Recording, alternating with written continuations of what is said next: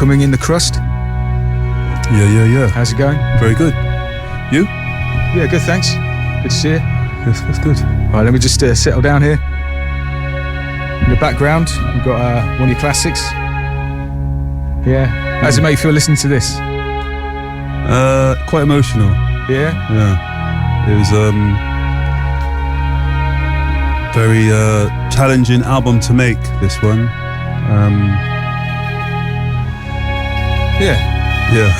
One moment. Yeah. I mean, this was a really special track. I wrote most of this myself, and then I had help from a arranger, Simon Hales. Okay. And he came in and so kind of took my sketches and he created this.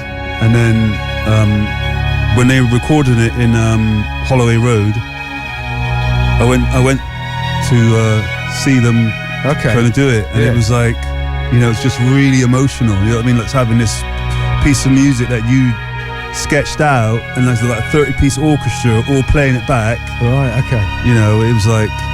It was really emotional. And then I just got on the phone. I called Morgan, the singer. I said, "Look, you got to come to London today." Right. They're recording the strings, and she came down, and it was like, so it was a really special day. Nice. Well, yeah. I mean, let's just touch on your history briefly then. Obviously, started off as a b-boy into Fresh 4, and you did some work in, was it Smith & Mighty's Studio B? Yes. Is that right? Yeah. A lot goes back to there. I don't want to hinge on it too much, but very magical place. And of course, you formed their Full Cycle, Ronnie Size, and we all know Represent. And then sort of, through that, then this album came out, Coded Language. Mm-hmm. Which is a big album for myself. Obviously showed a bit of a different side to your production. Yeah. And and then you had obviously the big tune Warhead that was destroying dance floors for years. When I first started listening to D&B, that was everywhere. This is the late 90s when I first saw you, which was in Bristol about 98. And then this tune, Just Seeking In Now, Maintain, came on V Classics, and that was sort of turned my head as soon as I heard this tune. It was one of the first tunes I got of yours that really sort of switched me on to how this music can be a bit different. Yeah. So do you want to say a bit more about Maintain, how that came about? Well, really, it's like, it's more of a philosophy, the way I make music and how I approach it. And so, it's like that b-boy mentality. It's about being original, being authentic, being unique, being different. And so, I always prided myself on kind of listening to what was going on and figuring out what's my place in all of this. What's my crazy legs? What's my windmill style? Okay. What kind of fat laces am I going to wear? Am I going to wear Adidas or Pumas? And so I view everything like that. For me, the Bible is wild style. So I use that as the code, the b-boy code, and getting into jungle, I've now created like the Jungle OS, where I use that as an operating system. They're very, very similar, slightly different. And so, when you look at the landscape and you look at the opportunity, you think, okay, how do I cut through the noise? Yeah, sure. What am I going to do so that when people hear it, they clearly know in the first couple of seconds that's brand KRUST. Yeah. You've definitely got that. I mean, your music for me, it's kind of, it's dark, but it's not like scary. It's not spooky. It's like this feeling. Yeah. It's indescribable. Your sort of sound design, getting all nerdy, is very unique. Yeah. And sort of with that, I know I don't want to lift the lid too much. The magic that goes on, it's incredible. But it's is there any sort of one sort of bit of kit in recent times or in the past, like any kind of guitar pedal? No. That's it's not about this. It's not about the tools. It's about the mindset. That's all it is. Sure.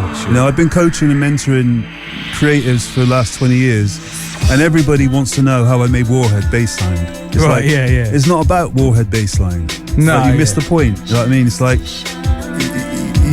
you kind of got to it's like asking Christopher Nolan, what filter did you use on the IMAX? It's it's not about the IMAX, it's the story. Sure, yeah. And so you kind of got to pull the curtain, you got to step it back. I mean, I tell people all the time, everything, I don't hold anything back.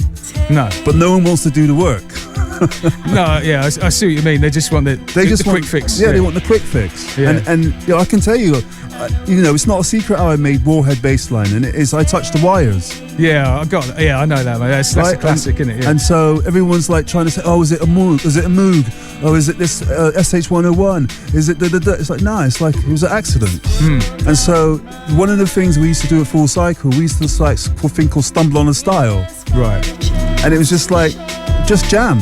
Sure. There's no secrets. Like everything now is on the internet. There's no secrets anymore. No, yeah. And so the only secret is like your work rate. Right. You know, it's like volume, and then you get to a point where the mind switch. This is the bit that people don't like, because where you have to go to make stuff like this is beyond what you're currently doing. Yeah. And everybody just looks around what everyone else is doing and thinks, I'll just do enough so that I fit in with everybody else. Sure. But that's not what it's about. Like you can't have the best windmill by doing the same windmill as everybody else. Okay, yeah, you got to come with your own styles. You got to come with your own style, and then to come with your own style, you got to break down what's in front of you to its base components, and then you got to ask yourself some questions like, well, what is it that I can bring to this that nobody else can bring to it? Yeah, sure. Yeah, I mean that's it. I mean, you've recently sort of been re-releasing your old stuff again. Yeah. Wonder Palace. Yes. I mean, what's the sort of future for that platform? Do you see? I mean, you've done like the retrospective, and it's great. I love the way you mixed up the different years of tunes. Yeah. It's still got this consistent sound. Did you enjoy the process of get your stuff remastered, that sort of thing? Yeah, I mean, I like the creative process, period. So I like to just get it up on the wall, look at it, design it, start talking to all the creatives and figuring out like what's the story for this project, what are we going to call it, what does it mean, where's it going, where's it leading to, where's it coming from. And so I'm very much like a creative director. That's how I see myself. I'm really like the conductor. I like to really just get deep in the weeds and just come up with concepts. Yeah. We've just finished a new project called The Devil is a Product that's going to be coming soon. That's library music. So we're stepping into library music now. Okay. So me, my brother Flynite, and Gangstar, my younger brother, did the designs and stuff. Okay, sure. We've got a brand called I-46 where we're doing all our sort of creative projects. You might have seen all the crazy stuff we've been posting over the last couple of months. Right. So that's coming from I-46. We've got this new thing as well that we're working on called New Noise. And it's just a really kind of deconstructed sound again. It's like, we're coming from this whole idea of what Bristol was back in the heyday, you know what I mean? Like that whole warehouse, St. Luke's Road, squats kind of vibe. It's like, okay, for us, we've been Full Cycle, no pun intended, right? Nice. But there could be clear skies out there. I could do this all night. You could do, yeah. Well, we've got plenty of time. No, but so yeah, I mean, one thing I was going to ask you. Obviously, you're big into your film. Yeah. Is there anything cooking? I mean, you don't have to say. I mean, for me, just bring it out. Full cycle there, and you're talking a bit retrospectively. Yeah. I'm sure there's a lot of appetite out there to see any footage, that sort of thing, because it's not all out there. You know what I mean? No. We haven't even scratched the surface. At the moment we are working on documentary. Okay. So it's in the process, and we're putting the pieces together. We're working on it for about a year now. Sure. And we're just building a team. So there will be something coming soon. Well, that's big news. Yeah, so Wonder Palace is a media brand. It's not a label as such. It's more of a stable for creatives and for creative projects. So as you can imagine, I've been in this game for 30 years, and for me to still wake up every day with excitement, I need challenges. I need to be doing something different. So over the last couple of years, I've stepped into doing tech collaborations with AIM, the phone app for mixing your stems and stuff. So people can check that out. I did a collaboration with Blinkist, the book consolidating platform. Right. Okay. So I did a podcast series with them. I've done some projects with Native Instruments. And there's a few other things we've been working on as well. And so it's like What am I going to be doing? I'm working on something as well. I can't really say much about it, but this is something really big for Bristol. So that's going to be announced in about another 2 weeks. So nice. That's going to be really, really exciting. I'm really excited about that. I've got a new excuse me. I've got a new compilation coming for Wonder Palace. That's almost finished. Is that various artists? No. Well, yes, it is actually. Yeah. Okay. But it's very different stuff. So it's not all going to be 170. It's going to be across the spectrum. Going to be some interesting stuff. So new Cloud Lord stuff as well come in. So, I was going to get onto that. Yeah, we'll talk more about that later. Yeah, I mean, there's lots of stuff coming. We're just trying to figure out the best ways to deliver it. Sure, you're a busy man. Yeah. Adapt the canvas, obviously. Yeah. You know, with your Instagram, your ways to connect with the world. Yeah. You know, that's really inspirational stuff. Yeah. You know, I mean, I remember sort of seeing you do talks a few years ago. I think it was part of, I can't remember, it was some festival. It was at, it was in town on Stokes Croft. Basically, you were doing some talks. Oh yes, yeah. And again, it was really inspiring stuff back then. Yeah, I remember there was one time, little personal note, I bumped into you on Jamaica Street. You probably don't remember this. Right. It's connected to radio. I'd just come back from doing a BBC introducing, and I was just going past the bell, and you were stood on a street corner, and it's just like, "How you doing, man?" You're like, "Yeah, how you doing?" You know, it's straight off. You know, I mean, you don't really, know me personally, but it was like, for me, it was a big moment. It was just like, and I just told you where I've been. You're like, "Oh yeah, radio's brilliant." You know what I mean? It's that direct connection. You're in people's, ears. You're around. You know what I mean? So yeah, it's always inspired me even more to keep doing what I'm doing. And yeah, I mean, obviously for yourself, you got such a vast discography. I could go on and on about all the wicked tunes you've produced, and it's about that next level after you sort of you did your album in 2020, didn't you? Edge of Everything. Yeah. And then from that, you seem to have just been maintaining a good flow of tunes coming out. Yeah. I think it's like, I'm excited right now. I think this is a really exciting time for the culture. Bristol feels like it's about to blow up again. Sure. There's something really interesting bubbling, and everybody seems to be really kind of dipping in the pot of experimentalism. Yeah. Music-wise, technology-wise, culture-wise, it feels like there's a resurgence of the 90s again. That same spirit. Oh, definitely, yeah. It's certainly like with the sounds that I'm hearing coming through, all the promos. Yeah. But it's like you can touch on anything, any sort of aspects of it. Yeah. It's all good. It's that big melting pot, and I think for the use, coming up, starting out clubbing now. It's sort of it's such a mishmash of sounds. Yeah. It's like for me in the 90s when disco suddenly sort of started to come back in. You know what I mean? And then that sort of house had obviously been through. Yeah. And it kind of in a way sort of morphed into the garage scene started appearing in the back room of jungle raves and things like that. And then it all goes off, and then jungle and garage sort of dispersed, drum and bass, and then it gets the early 2000s and the dubstep came through, and certainly in Bristol, we felt that scene. Yeah. And then things kind of, drum and bass never stopped, you know what I mean? It kept on evolving in its own way. There's a lot of sort of liquid sound around then. Yeah. But yeah, I mean, for yourself, you've always kind of stood apart. Yeah. I wouldn't say you've ever moved and rolled. We're listening here in the background to one of your earliest tunes from the first Full Cycle album that you put out, sort of compilation, and still it's got those elements, that I still hear, in your present stuff. But obviously, production's moved on, the tools have moved on, but there's still that certain vibe. Yeah, I think it's like for me, it's what Bristol does best, and coming from, Fresh 4, the Smith and Mighty stable, rolling with like Di, Sub, Ronnie. Like we prided ourselves on breaks, like we were like fiends for drums, and so it was all about experimenting with the drums and really pushing the boundaries. Like we had fierce competition between us. We were really like battling each other, and we were all b-boys. We were all, I remember one time we were in New York and we were like, oh yeah, we're going to meet up tomorrow. We're going to go to this record shop, and like, yeah, let's meet up at 9. So you get downstairs at 8 trying to get a jump on everybody, and they're there at 7. Oh really? But that's how we were. Do you know what I mean? Yeah. It was like, it was good competition. It's like, okay, cool.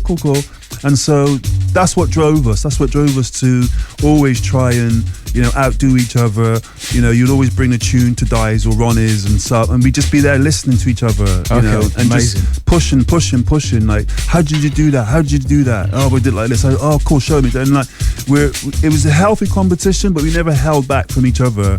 Sure, yeah. We were trying to like make sure that we all rose together as a crew, and so I've still got that ethos. I still sit down with Di and chop it up with him.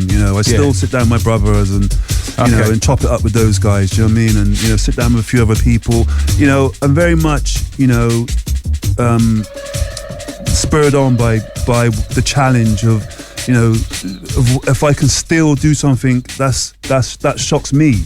Yeah. It's just what you can do. Yeah, I'm not satisfied with just the same stuff. Like, even kick downs and kick drums, I'm still not. I won't use the same one twice. Not like now. No. Snare drums are the same. I'm just continually like the RZA trying to find the perfect snare. Trying to find that perfect snare. Yeah. Yeah. Right, let me just bring this down a second. Yeah.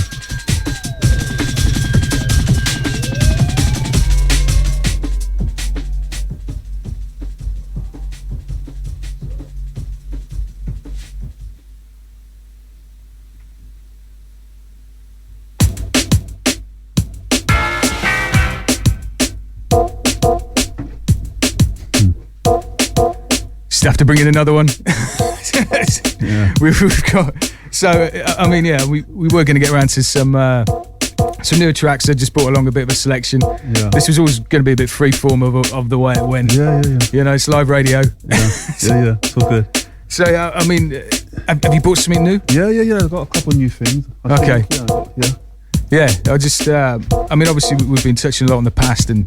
Yeah, it's great to talk and it's great to hear the stories. It's fascinating for me and a lot of people out there because of course, I mean this era and Represent was the big one. I mean that album for me is it's like a milestone as it is for a lot of people. Yeah, and I'm sure you've talked about it enough.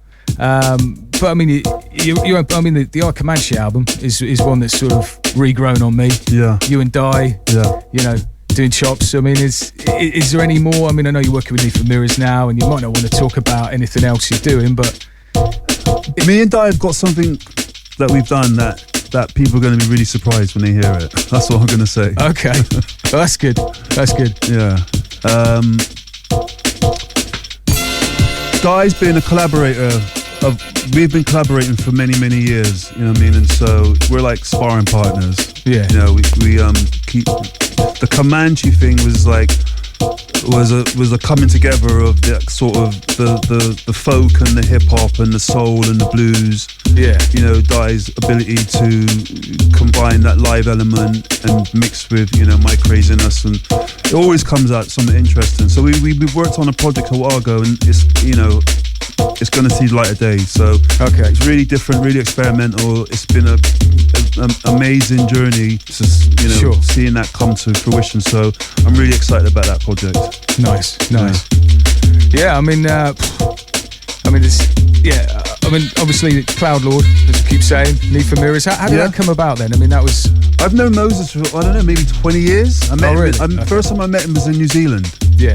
So he was like just up and coming. Actually, no, that's not tell a lie. The first time I met him, he came to the first Full Cycle studio in Eastern Business Centre.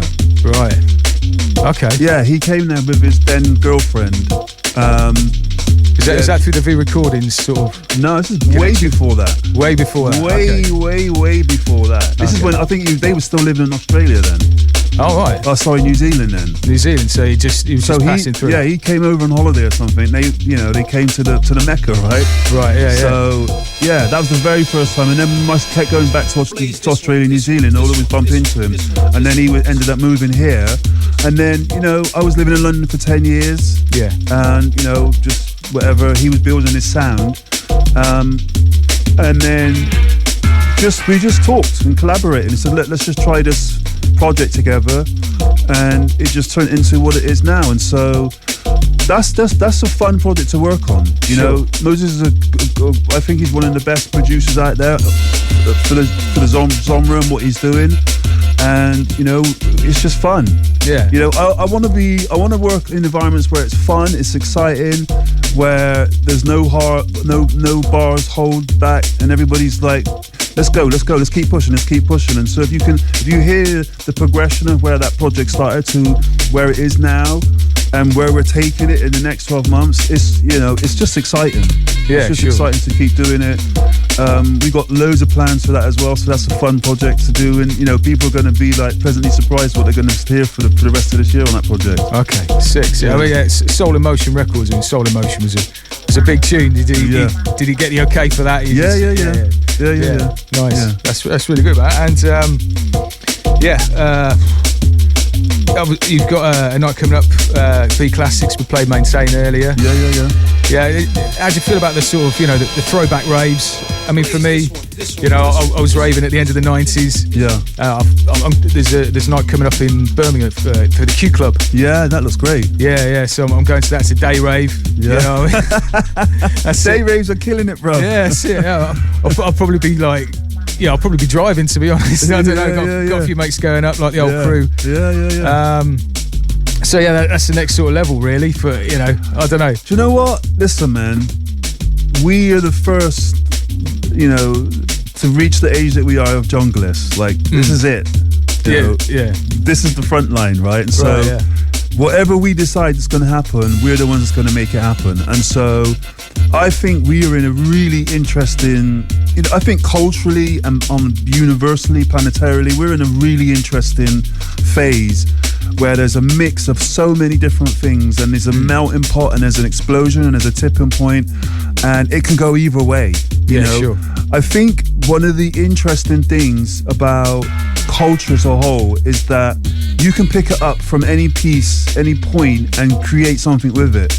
We've seen that with hip hop, how hip hop was originally, actually it wasn't originally, it was a whole spectrum of, activities that became hip hop. But now we're seeing the resurgence of jungle culture being able to adapt that for the UK. We've got a whole new generation of young people who are now, junglists. I did my live stream, like tonight I'll be doing my live stream, but last Tuesday I did one 14-year-old kid come on, DJ, what's his name? Not Lucky Legs. Is it Lucky Legs? Time for a shout out here. So, 14-year-old junglist, and I'm like, that's what it's about. It reminded me of myself being like 14 years old watching Wild Style, and my world changing when I saw that. And so, what I'm seeing now out there is this whole surgence of any intersection we can interject the culture that we grew up on into anything, into building a brand, into music, into starting a clothing brand, into technology. And I think that the word jungle will be like will be like jazz soon. So do you know what I'm saying? It'd be like a verb, right, or a noun, whatever it is that we use to describe, a state of mind or a personality, or you say something's jazzy. Yeah, right. Yeah. Like, that's a jungle vibe there. That's it, junglistic. But it won't necessarily be about the music. It'll be the way you dress, like the way someone's fly. Yeah. It's the culture, isn't it? Yeah, and that's what it's about. And I think this is where so I've been writing a lot about this, and I'm talking a lot about it lately as well. So I'm doing some talks over the summer. Yeah. My thing is like, how do we evolve? Like we're saying, it's a day rave because we're older now. Yeah. We don't need to be out doing what we used to do 20 years ago, but we do want to keep representing the culture, because when I saw Redman's new album, I saw an interview with him, and it's so true. It's like, people think hip-hop's a young person's game. It's like, no, it's not. That's the mistake that we make, that we think that, oh, now I'm this age, I've got to go and do something proper, I'll go and get a real job. It's like, no, this is it. Yeah. Right? This is it. And so if we think about where we can take this, like, where can it go? What's the next 5 to 10 years of the culture, of the movement, of the psychology, of the philosophy of jungle going to be? Yeah, exactly. Yeah. Right? Who's going to build the first, library of jungle, right? Do you know what I'm saying? Like, when we're going to see, like, the library of teachers and philosophers and schools that come about, that people, can go and really get a download of what the idea is. Like, you could go to the Paris Conservatoire and study jazz, right? Yeah. That's what we should have for jungle. Yeah. Right? And it's like, because you don't just go in there and study the music, you study the philosophy. You understand where it came from. You study the players, the way that they played. Everyone's got their own styles, and you study each style. Right? Yeah, exactly. That sounds like me sort of growing up with the tape packs. Yeah. You know what I mean? Right. You'd hear the different DJ styles, and also the tunes would stick out to you. Yeah. And, you'd hear something new for the first time. You'd sit around with your mates, who's made this one? You know what I mean? And you can pick out certain elements, exactly. like a Dillinger tune or like a Ronnie tune. Yeah, exactly. And so the next wave of that is like, how do you then incorporate that into building businesses, building brands? Yeah. How do you start creating, a true identity based on this philosophy? That, because to me, jungle for me, I don't think for any of us in Full Cycle, even the original founders of jungle, it was never about the music. Right, okay. It's not about the music. We never sat around and said, right, we're going to invent this thing and it's going to be called jungle and it's going to do this. It's like, no, jungle for us was a reaction against the economic system and the system of the time. Sure. Just like punk was, just like what hip hop was. And so we were reacting against the culture. We were reacting against this whole thing that nobody wanted us. Right? And so we were like, well, we need significance. We're people.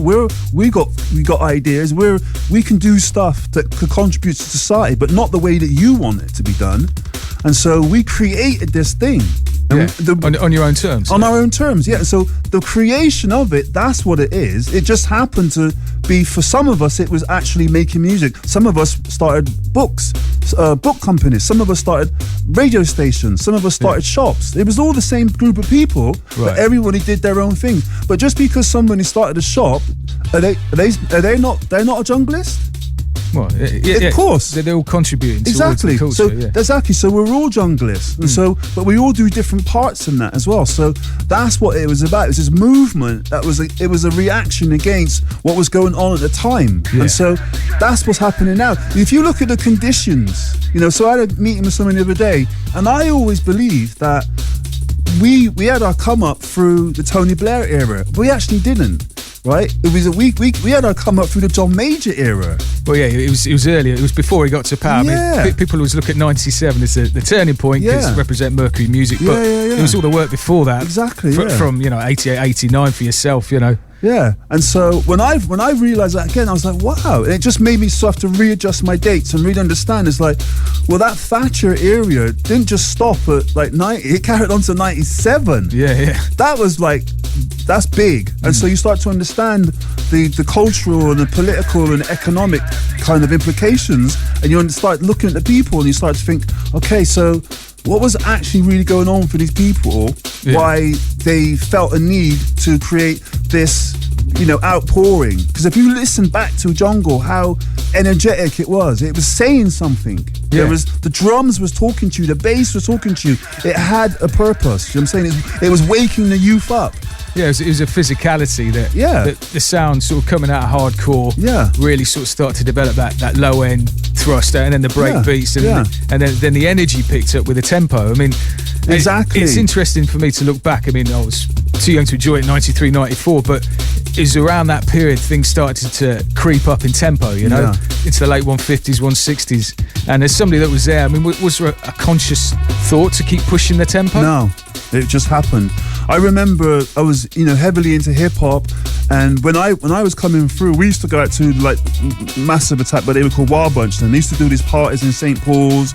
They would just do a Sunday afternoon outside their house and stuff, and then the carnival and all the warehouse parties. So we'd always be around there. I was living in St. Paul's with Di and Sub, and we'd always, be around it. But they would never just stick to playing hip hop. They would play across the board. So the 1 minute they'd play,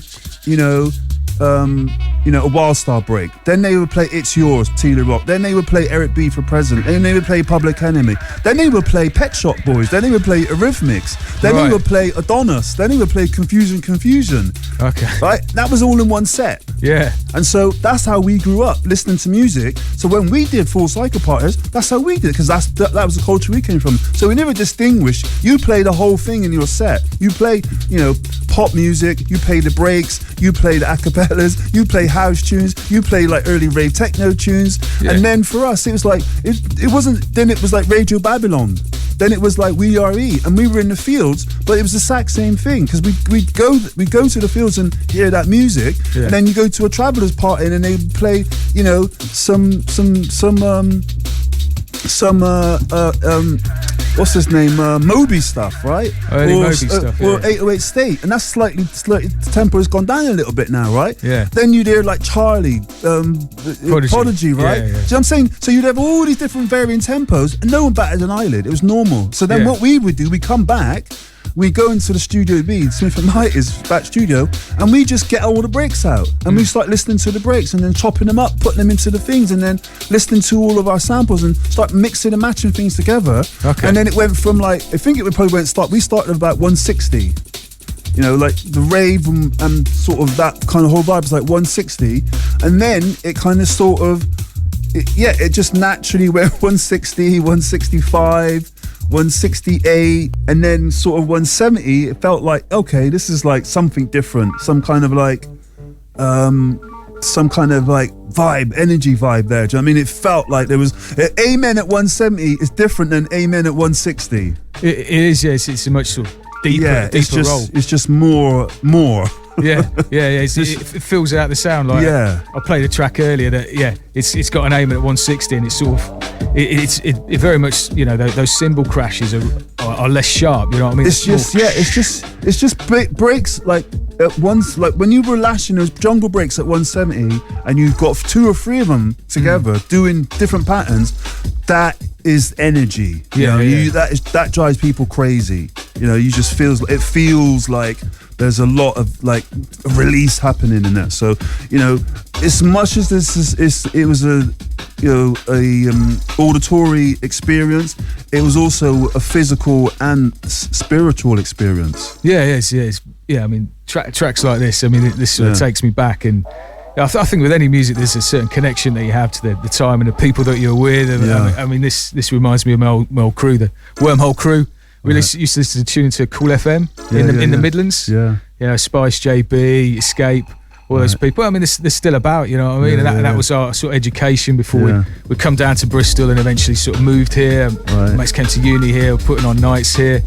And it's, you know, that physicality when you're in front of a sound system and you feel drum and bass and the energy in the room, and obviously it's still there. There's a whole new generation experiencing it in their way, and I've got lots of mates, you know, in the scene, obviously connected with this place and all the rest of it. It's great to see. It's interesting to see every day where it's going to go next. You know, what the next, I wouldn't say big thing is, because there's so much room for everybody. I don't think but for me personally, I'm not out in the raves every weekend. I'm sure there is the tunes, you know what I mean, but I don't think it's going to be, I think the next big thing will be technology for the music. I don't think it's going to be, you know, we're seeing the collapse of like the strangleholds from you know, the streaming services, and we know the worst culprit. We won't give them any more airtime. But I think that where the shift is going to happen will be in the delivery of the delivery and the monetization back to the creators. I think that's where it needs to shift, because we've been, you know, as creators, we've continually had the short end of the value chain. Sure. And I think that needs to change for it to really start flourishing again. You know, you want to feel, you know, we don't do it for money, but we do want to be compensated for the value that we've accrued. Yeah, it takes a lot of time and thought process to make the music, and then the whole other side, which a lot of people don't see, the promotion, the artwork. There's so much goes into it. I mean, it's crazy. I've always thought about doing my own label, but then it's like, you know, I've got a full-time job. It's like, when am I going to find the time? I think this is what I'm sensing. I think that in itself, the whole idea needs to evolve. It's like, I don't think you need to start a label. I think you just need to have a vehicle that works for you. Yeah, and sure. Whatever that vehicle is, that helps you reach your audience. That's the transition, the evolution. But that's what technology is supposed to be providing for us. Well, exactly. I mean, this is my vehicle, you know, and Right. I try and work on a couple of tunes to play every show, mixing it in. There could be different styles and tempos. It's just whatever comes up, and I set myself that milestone. I'm thinking, right, I've just got to get it finished, you know, and that drives me on. You know, I've got some releases coming up this year. I don't want to talk about myself too much, but it's great to be a part of this sound and this scene. And Bristol in particular is definitely special, as you know. So I mean, you know, moving on to new stuff. You know, we've been playing a lot of classics. We've been hearing us talk. Should we get you up on the decks?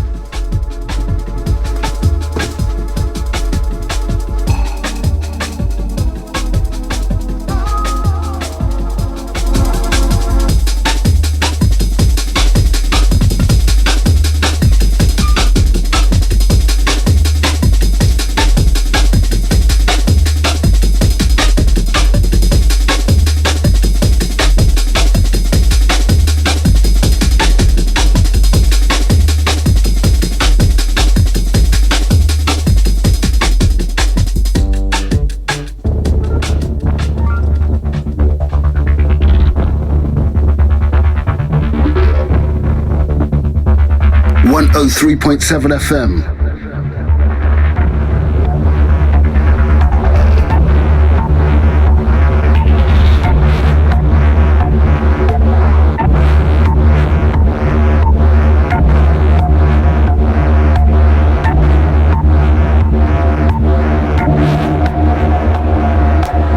Yeah, some exclusive stuff.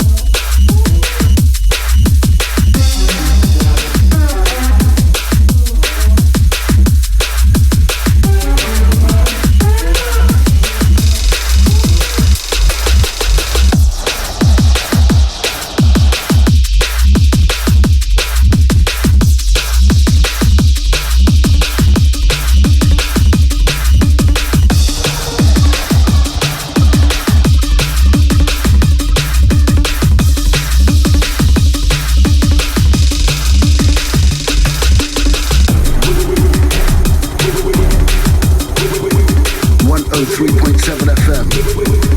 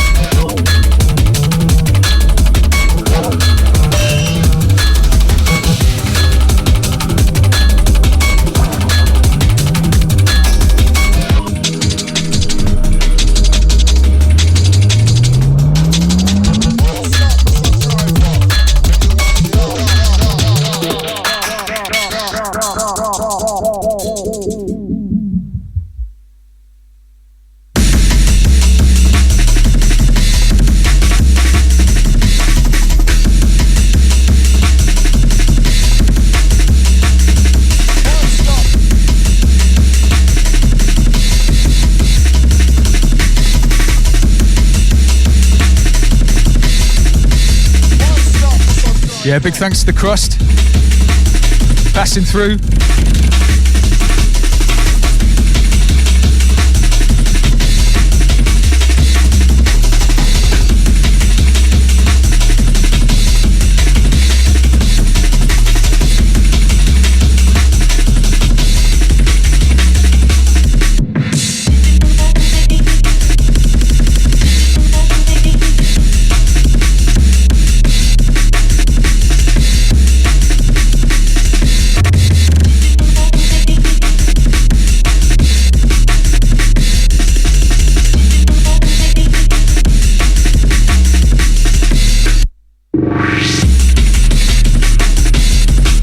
Yeah, Hella's in the building.